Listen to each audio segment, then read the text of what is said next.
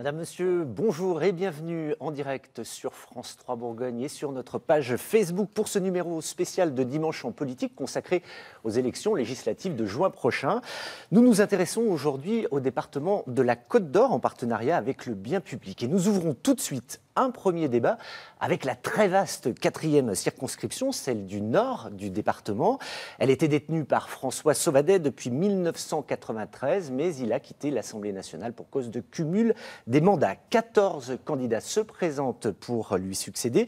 Et parmi eux, nos 6 invités. Charles Barrière, bonjour. Pour l'UDI Les Républicains, soutenu par le député sortant. Yolène de Courson, bonjour. Pour La République En Marche, Patrick Molinos du Parti radical de gauche, soutenu aussi par le PS, Hubert Brigand, d'Hiver Droite, vous n'avez pas eu l'investiture de votre parti, Sylvie Beaulieu pour le Front National et Stéphane Guinaud pour la France Insoumise. Alors tous les électeurs ne vous connaissent encore pas tous. Alors je vous propose de vous présenter, de nous dire un petit peu quelles sont vos motivations pour vos élections, pour ces élections législatives. Il va falloir être concis. Vous disposez de 30 secondes chacun. Et nous avons tiré au sort l'ordre de passage et c'est vous, Hubert Brigand, qui commencez. Bonjour, je suis donc un élu local issu de la ruralité, mais je n'en oublierai pas pour autant les grands enjeux nationaux ou internationaux. Je suis plutôt d'hiver droite dans la majorité départementale, mais je ne refuserai pas du tout une coexistence avec le président de la République, mais bien sûr loin des dogmes et des consignes des partis politiques. Stéphane Guinaud. Donc, bonjour, je suis enseignant en école primaire, j'ai 36 ans, je représente la France Insoumise, je suis directeur de 3 petites écoles rurales du côté d'Is-sur-Tille, je suis également maire d'une petite commune proche de Selongé qui s'appelle Boussenois et je me pose en ardent défenseur de la ruralité. On a une circonscription, vous l'avez dit, qui est vaste, 343 communes, des communes majoritairement rurales.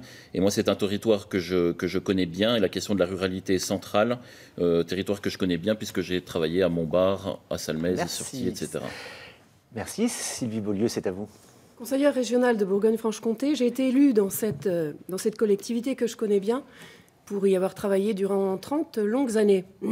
Aujourd'hui, je me présente à cette élection législative pour apporter finalement une vraie opposition à l'Assemblée nationale, où j'aurai le devoir de représenter en quelque sorte les 11 millions d'électeurs qui ont porté Marine Le Pen à la présidentielle. Cette circonscription, elle me correspond avec sa diversité des territoires, mais j'ai vu aussi son déclin, et cela m'insupporte. Je souhaite faire entendre la voix des patriotes à l'Assemblée, la voix des habitants aussi de cette circonscription. Merci. C'est un lourd travail, mais je suis prête. On va en reparler. Charles Barrière. Oui, écoutez, bonjour à tous. Moi, je suis père de 3 enfants. Je suis pharmacien donc à Is-sur-Tille depuis 34 ans. J'ai un parcours syndical important dans ma profession avec des mandats à la fois départementaux, régionaux et nationaux.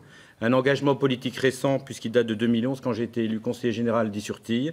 J'ai été député suppléant de François Sauvadet donc en 2012 et j'ai été donc élu conseiller départemental donc en 2015. Pour cette élection, j'ai le soutien à la quasi-totalité des conseillers départementaux de la droite et du centre de la 4e circonscription et je suis investi par LR et l'UDI pour cette 4e circonscription. Merci. C'est à votre tour, Yolène de Courson. Bonjour aux personnes qui nous regardent. Donc, je suis la candidate d'En Marche. Je suis une candidate de la société civile, c'est-à-dire que je n'ai jamais été dans aucun parti avant et je ne vis pas de mes mandats. Un mot-clé qui me caractérise, c'est le développement. J'ai été directrice de développement dans des entreprises et j'ai développé mes propres entreprises. Quand je suis arrivée en Côte d'Or il y a 15 ans, donc je suis devenue le maire de Haran et j'ai développé mon village avec un projet de village. Et je pense que le projet d'Emmanuel Macron est le plus innovant pour développer notre territoire. Merci. Patrick Molinos, vous êtes le dernier. Bonjour. Bonjour. Je pense incarner le renouvellement voulu par les Français lorsqu'ils ont, il y a quelques jours de cela, porté à la présidence de la République Emmanuel Macron, mais je suis aussi le candidat de l'expérience dans cette circonscription.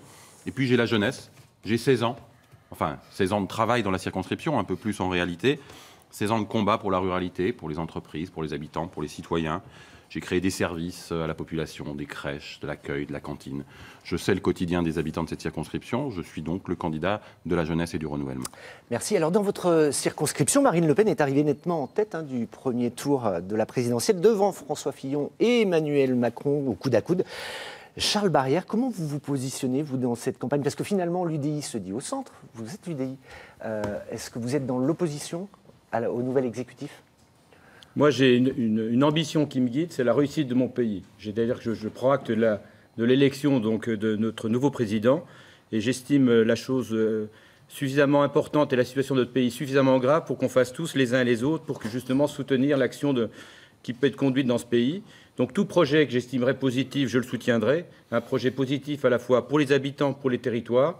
Et j'ai surtout un certain nombre de points de divergence, on pourra peut-être les aborder un petit peu plus tard, et qui font qu'effectivement, je ne suis pas dans cette majorité présidentielle pour l'instant. Mais encore une fois, je pense qu'on peut avoir des points d'accord, et je travaillerai, je le répète encore, à la réussite de mon pays, parce que j'ai la conviction très, très importante que la situation de notre pays est compliquée, la maison brûle, et qu'il est temps effectivement qu'on fasse un certain nombre de réformes, de redressement pour notre pays. Alors, Hubert Brigand, vous en avez un petit peu parlé dans votre introduction, mais c'est vrai que vous siégez aux côtés de Charles Barrière au conseil départemental. Vous êtes un peu sur le même créneau ou pas? Vous serez dans l'opposition si vous êtes élu dans cette 4e circonscription? Alors moi, bien sûr, j'ai une sensibilité de droite, mais je ne serai pas du tout fermé à des propositions qui pourraient me paraître constructives, mais avec une certaine exigence. J'ai des grands dadas, par exemple le redressement des comptes. C'est ce que j'applique régulièrement depuis des années dans ma ville. Je ne voterai pas de nouvelles charges et de nouveaux impôts. Je surveillerai à faire en sorte que la souveraineté nationale soit bien comprise, réorienter l'Europe, parce que les normes européennes, c'est un gros problème dans le milieu rural. Et je suis opposé, bien sûr, à tout ce qui pourrait diminuer le pouvoir d'achat de nos concitoyens quand on sait qu'à la fin du mois, il y a 9 millions de Français qui n'arrivent pas à boucler les deux bouts.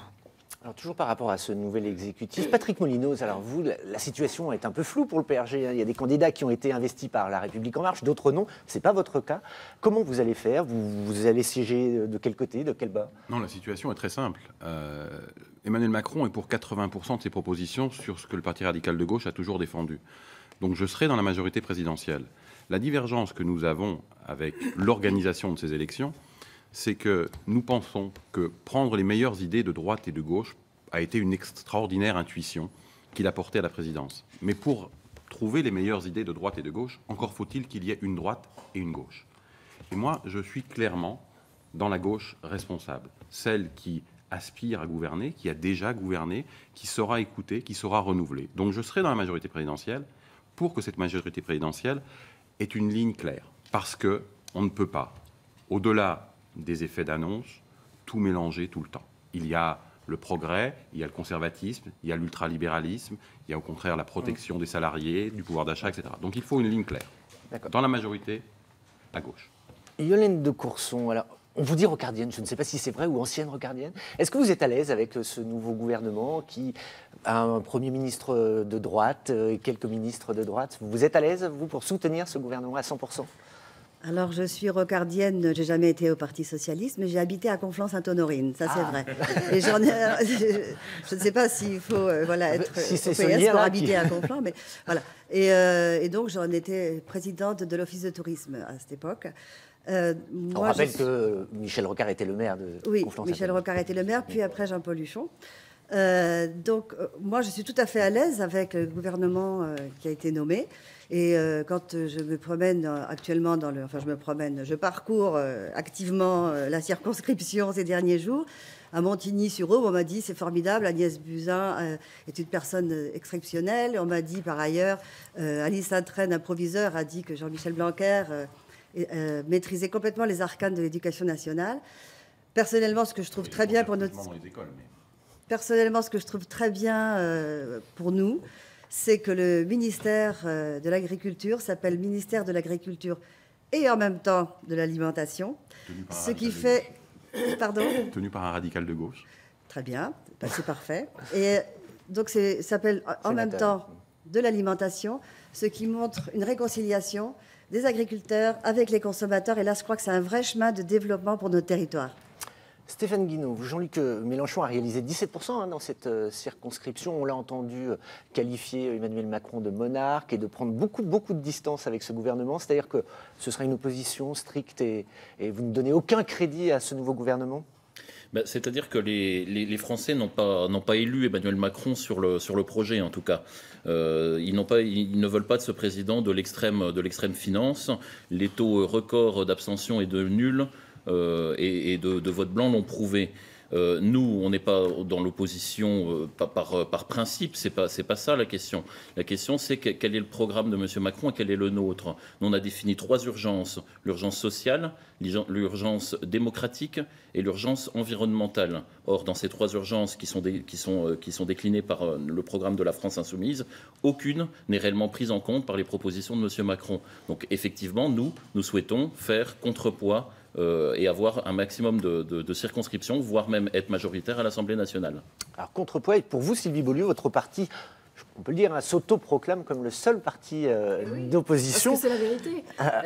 C'est quoi alors l'objectif pour ces législatives? Être dans une critique systématique qui a été dénoncé par Marine depuis très longtemps. Macron l'a fait. Donc la clarté est évidente. Il y aura forcément un clivage patriote et mondialiste. Il l'a fait, il l'a voulu. Maintenant, il va peut-être s'empiger un petit peu les pieds dans le tapis. Le renouveau de Macron, c'est du recyclage pur et simple de bon nombre de personnages qui gravitent d'un poste à l'autre depuis des décennies.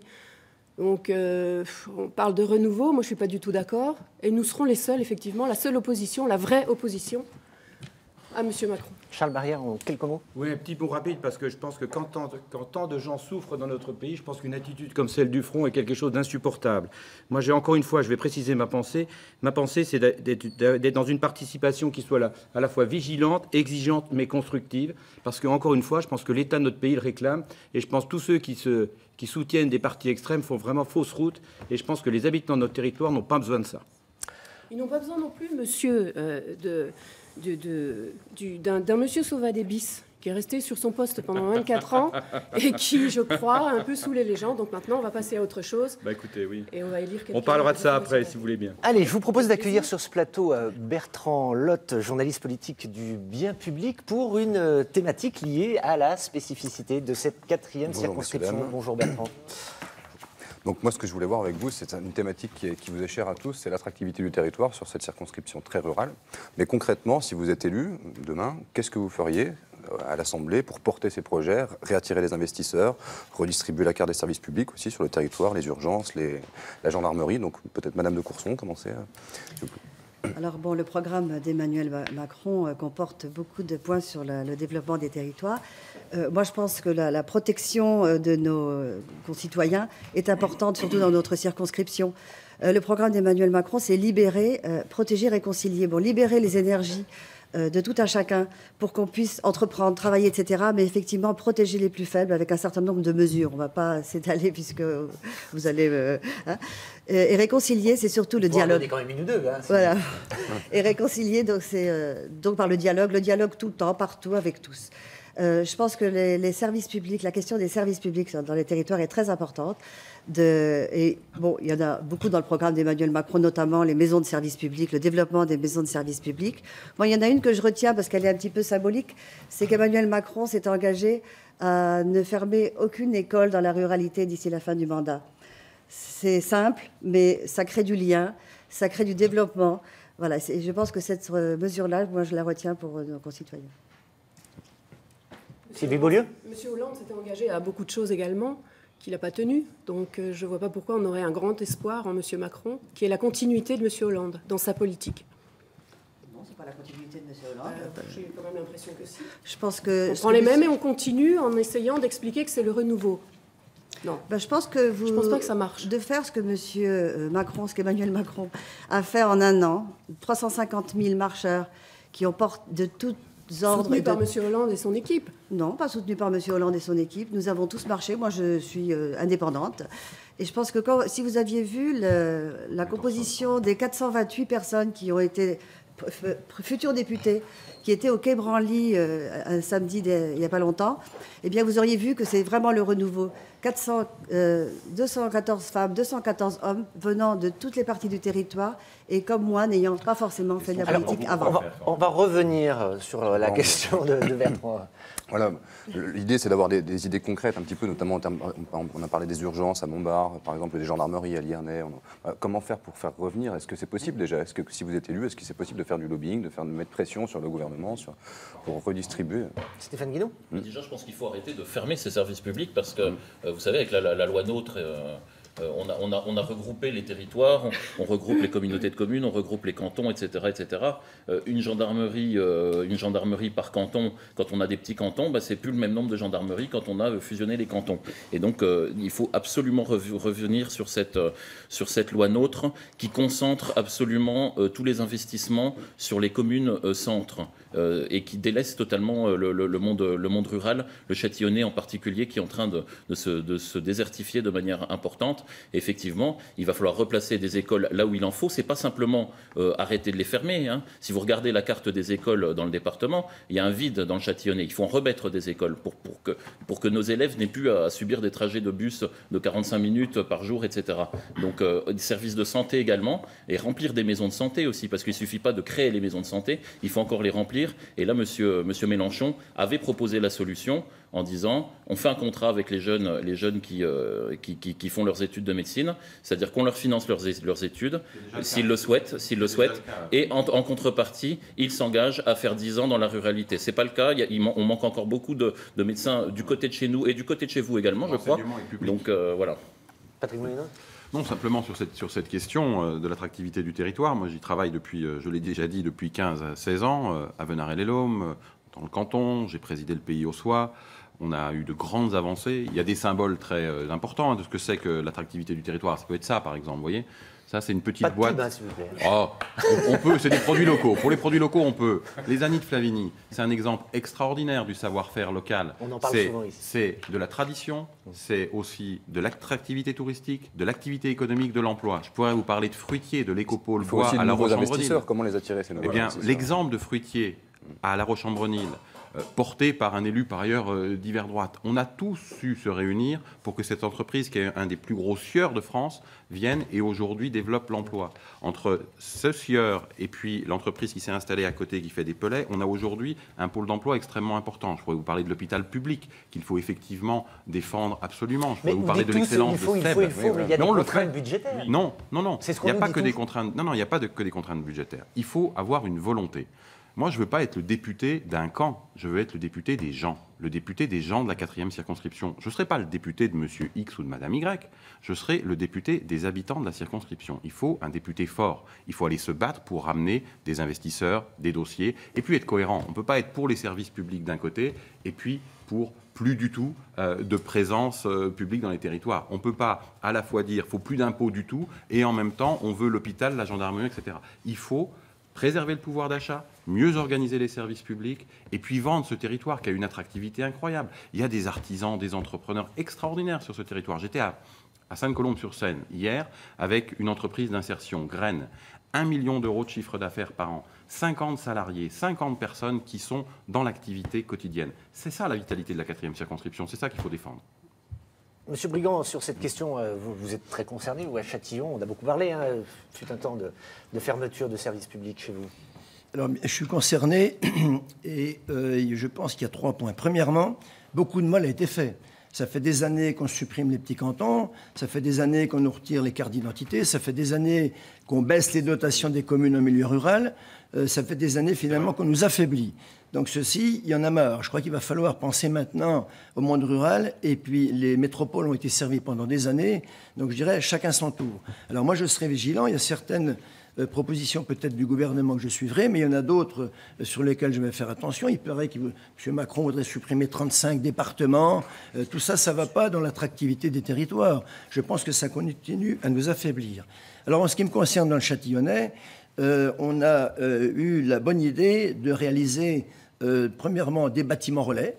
On a fait venir des investisseurs comme Auchan, comme McDonald's, et pourtant, comme l'a dit monsieur, c'est pas évident, on souffre, les gens ont du mal à rester, mais au niveau de la municipalité, je crois que j'ai montré l'exemple qu'on pouvait, dans une zone difficile comme la nôtre, eh bien réussir. Alors, il y a des grands challenges, je pense qu'il y a des lignes budgétaires qu'il faudra qu'elles soient augmentées, il faudra peut-être que la fibre optique devienne un enjeu national comme c'était le cas pour les routes dans les années 1950. Et pour que tout ça, ça soit vraiment pris en main, j'ai proposé, à l'instar de ce qui existait dans le passé, un ministère de la ville, j'ai proposé un ministère de la ruralité, mais un vrai, efficace, pas un ministère bidon. Mais il y a un ministère qui a été créé, le ministère de la cohésion des territoires, tenu par un proche du chef de l'État. Oui, de l'aménagement du territoire, comme depuis 20 ans. De la qui n'a rien cohésion des aménagé, territoires. qui a déménagé plutôt.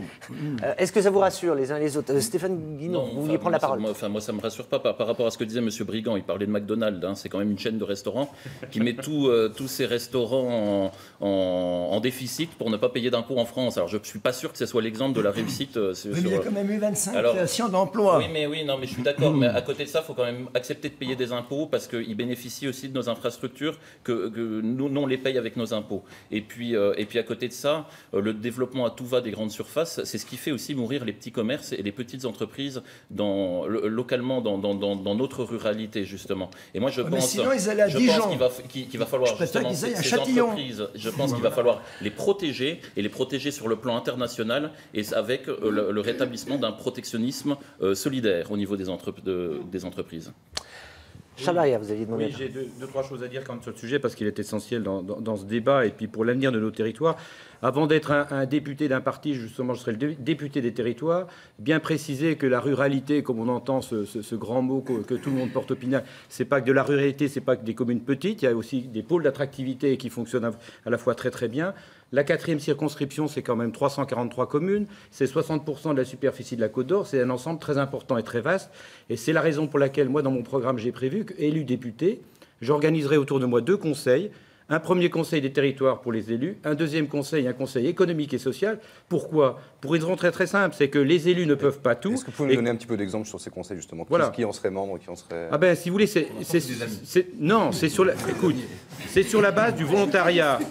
Non, mais non, madame. Quelque chose qui va vraiment faire avancer les choses. Ne soyez pas binaire, madame. Là, vous êtes dans un débat politicien, là, comme vous savez très bien le faire avec la PME Le Pen, mais c'est pas ce qui nous intéresse. Est-ce que ça aura un coût, ces conseils, par exemple? Pardon? Est-ce qu'ils auront un coût, ces conseils? Non. L'idée, si vous voulez, c'est de demander la parole à des gens dont on n'a pas l'habitude d'entendre. Et ça, si vous voulez, il y en a quand même un peu marre que les élus imaginent qu'ils sont à la fois la solution, mais ils sont souvent des fois le problème. Donc je me dis qu'il faut demander aux personnes sur les territoires ce qu'ils pensent, la vision qu'ils partagent sur leur territoire. Il n'y a que comme ça qu'on peut fonctionner. Et je pense qu'il faudra mettre effectivement l'État devant ses responsabilités, puisque un certain nombre on a tous participé dans nos territoires avec des les personnes sur les territoires avec des sont les fermetures. habitants, tout simplement. Je veux dire, il n'y a pas besoin d'ajouter de la structure à la structure. Encore une fois, c'est un travail qui est collectif. C'est un travail qui est collectif. Et vraiment, il faut qu'on travaille tous ensemble. Puis, dernière chose que je voudrais quand même dire, il ne faut jamais oublier que sur nos territoires, la première activité économique, c'est l'agriculture. L'agriculture, ça fait plus de 4 ans qu'elle souffre. Et encore une fois, ça participe à l'attractivité de nos territoires. Donc, on a un gros travail à faire au niveau agricole. Allez, rapidement, Sylvie Beaulieu, puis Hélène de Courson. On a bien compris autour de cette table que l'attractivité des territoires, elle rejoignait obligatoirement une meilleure prise en compte des services publics. Maintenant, qui fait la ruralité? Et là, pour une fois, je vais être d'accord avec M. Barrière. La ruralité, c'est les agriculteurs en premier plan. C'est-à-dire que par leur travail de tous les jours, ils entretiennent, ils occupent le terrain. Malheureusement, le métier d'agriculteur, il n'a pas beaucoup été aidé. Et pourtant, ce sont eux les premiers maillons de la chaîne dans nos campagnes. On fait semblant un peu aujourd'hui de les aider à grands coups de subventions, mais ça ne va pas suffire. D'un autre côté, on les aide à grands coups de subventions et par-dessus tout, on leur colle des normes européennes qui ne vont pas du tout dans le bon sens. Je pense notamment aux viandes qu'on va nous imposer venant du Canada, bourrées d'hormones. Ça dérange personne. Moi, quelque part, ça m'interpelle. C'est pas souvent la norme, c'est la transposition qu'on fait en France. C'est la transposition faite en France. Moi, je suis d'accord avec beaucoup de ce qui vient d'être dit. C'est vrai que le développement numérique, c'est clé. Le développement de l'agriculture avec l'alimentation, c'est très important. Mais je pense que c'est plus facile de le faire quand on est dans la majorité du président. Ça veut dire qu'il ne faut pas d'opposition ou... Non, mais c'est mieux d'être dans la majorité. C'est dans la République en marche. Dans la République en marche. Pas dans la majorité. Pas dans un parti Godillot, non. Est-ce qu'on peut faire parti Godillot, vous voulez dire quoi? 5 secondes. Oui, on a beaucoup parlé numérique. Je rappelle comme à tout le monde que le conseil départemental s'est engagé. J'ai ici donc un collègue qui fait partie de la majorité qui a voté tous les schémas, un ancien collègue au conseil général qui a fait la même chose. Et on va compter. Oui, mais pas uniquement. Hein, Et ce sera un des grands sujets du quinquennat. On a On en tous des marges de reparlera. progression à ce niveau-là. On en reparlera. Allez, il est temps, parce que le temps file très vite. Il est déjà l'heure de passer à la conclusion de ce débat. Vous avez à nouveau 30 secondes chacun pour conclure, dans un ordre également déterminé par tirage au sort. Charles Barrière, c'est vous qui commencez. Le cumul des mandats, on n'a pas eu le temps, mais vous êtes tous d'accord pour laisser... Et la loi, la loi est assez stricte. Je vais prendre 5 secondes pour le cumul des mandats pour dire la chose suivante. 30 secondes. Peut-être, mais le cumul des mandats, moi j'ai pris une décision très très claire, c'est que j'ai décidé que, élu député, je démissionnerai de mon mandat de conseiller départemental, mais je n'ai pas cette obligation. Pour une raison très simple, c'est que l'activité d'un député est tellement importante qu'il faut être député à 100%. Je voudrais surtout vous dire deux choses. Déjà, vous remercier d'avoir organisé ce débat. Les rencontres communales qu'on a faites dans toutes les communes nous ont montré qu'effectivement, il y avait beaucoup de colère, il y avait beaucoup d'interrogations, mais qu'également, il y a une volonté partagée d'agir collectivement. Et je compte beaucoup justement sur cette volonté collective. Je regrette effectivement la division de mon camp avec la dissidence telle que vous la connaissez actuellement, mais je serai, je le répète encore une fois, le député de tous les territoires. Merci. On a compris, vous serez le député de tous les territoires. Patrick Molinos, je suis obligé d'être strict, désolé.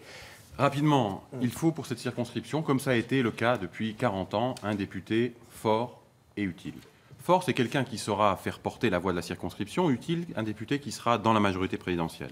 Donc il ne faut ni un opposant, ni un béni oui-oui. Il faut quelqu'un qui fera gagner les habitants et pas un camp. C'est mon engagement. J'y travaille depuis 15 ans, j'ai déjà dit. Je suis pile poil dans la moyenne d'âge du renouvellement, paraît-il. J'ai cette énergie-là. Je le ferai pour la 4e. Parfait. 30 secondes pour vous, Yolène de Courson. Vous avez tiré le numéro 3. Donc moi, je voudrais être le député de tous les territoires aussi, mais je voudrais être un bon député. L'autre jour, Richard Ferrand disait, moi je suis très assidu, je suis le 3e bon député au niveau de l'assiduité. Mais moi, voilà, moi je voudrais faire partie des meilleurs députés. Donc bien sûr, je quitterai mon mandat de maire, ça va de soi.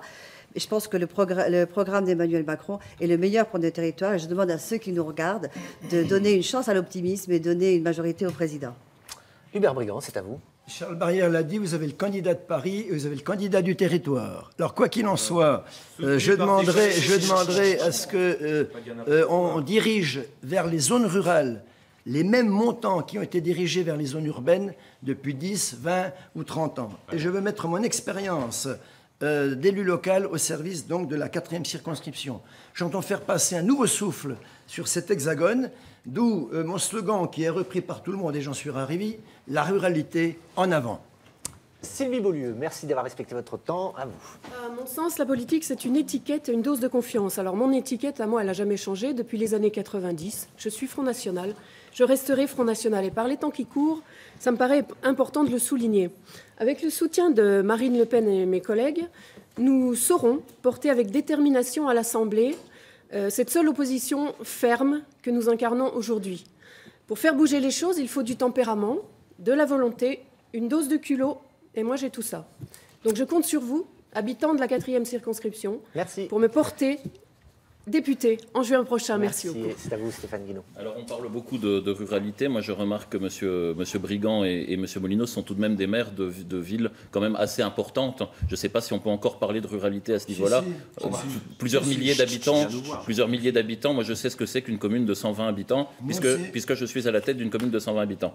Donc, pour défendre la ruralité, voilà. J'entends quatre candidats autour de moi qui comptent soutenir M. Macron dans tout ce qu'il va faire. Et puis deux oppositions, dont une républicaine et l'autre non. Voilà.